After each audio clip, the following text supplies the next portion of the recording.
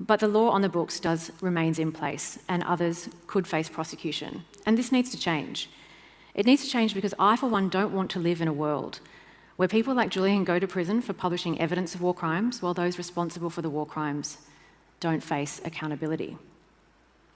We need to continue to stand up for people who, like Julian, are being targeted and published for telling the truth about war crimes.